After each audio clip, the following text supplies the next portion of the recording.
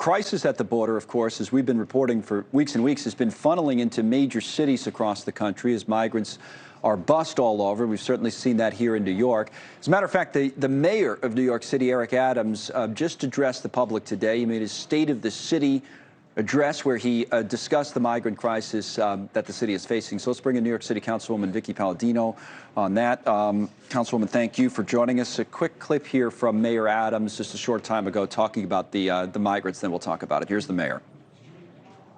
We did it while marshaling our entire city government to respond to the asylum-seeking humanitarian crisis. This was a team effort, and how we did it? We stayed focused, no distractions, and we grind. That includes members of our nonprofit sector, from stepping up during the pandemic to sheltering our asylum seekers. Their work has supported and defined our city. So in this type of a speech, you get, what politicians would, or what we would call, when we see politicians take kind of a victory lap, saying, and it seems like the mayor's saying, hey, we got through this, but have we? No, not at all. As a matter, thank you for having me on. Yep. I appreciate it. Actually, what today was a State of the District speech. Everybody, completely different from a news conference. Everybody understands exactly what's going on.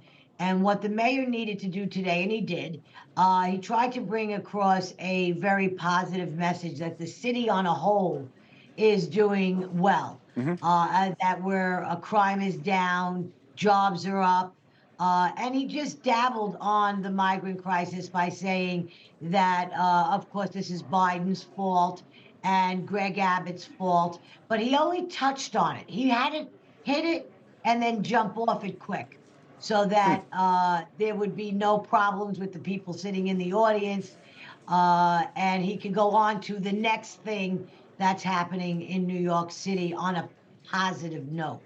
It's interesting, right? Because that's what you end up doing in that situation, because given the state or the situation he's in, the speech he's got to make, but it doesn't necessarily mean everything's over. On your point between the locals and the federal government, even though they're both Democrats, Biden and Adams, you're right, he is pushing for more. Let me listen one more time to Mayor Adams, this time on the migrants at work, and this is talking about the federal government and the locals. Here he is.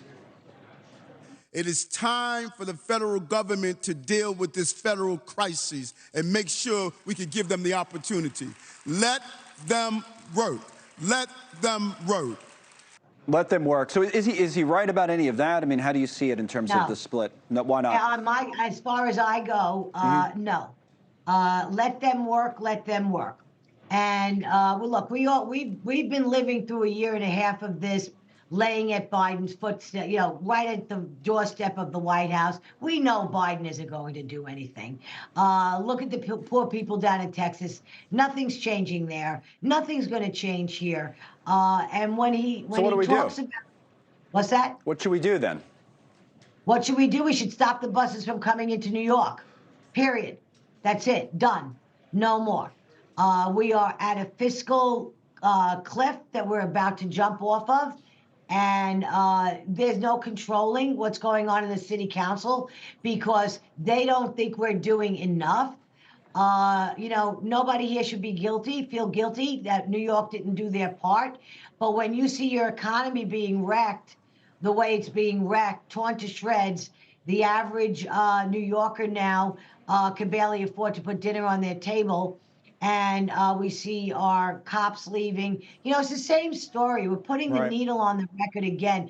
And as far as giving them work permits, do you know that New York from last year is up 98% in unemployment? So when he talks about jobs, he's talking about those low-wage jobs. Now imagine the unemployment rate's not up that, but what do you mean by that? Just real quick. No. By that I mean from last year. Right.